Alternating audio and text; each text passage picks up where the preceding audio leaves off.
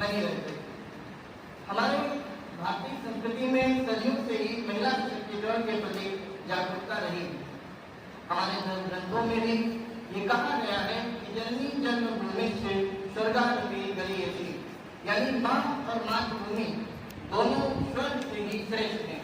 और आज इसलिए मैं आप सबके समक्ष आज सर्वप्रथम हमारे महिला नारी सशक्तिकरण की अप्रतिम प्रतीक और महान वीरांगना लोकमाता अहिल्याबाई होलकर की 300वीं जयंती पर सर नमन करते हुए अपने भाषण की शुरुआत करना चाहूंगा। साथियों, रानी अहिल्याबाई होलकर मालवा की महारानी और होलकर वंश की शासिका थी।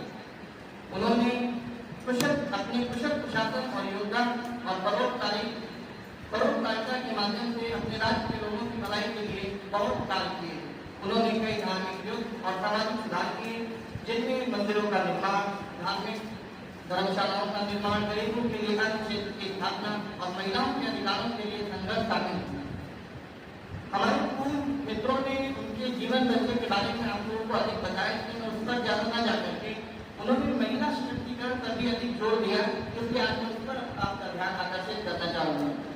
छात्रों, किसी भी समाज की वास्तविक विकास तभी संभव है जब उस समाज की महिलाओं को सशक्त किया जाए और उन्हें समान अधिकार मिले।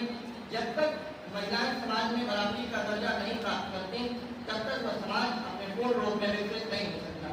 महिला सशक्तिकरण का सीधा मतलब ये होता है कि हमारे समाज की महिलाओं को शक्ति और अधिकार दें।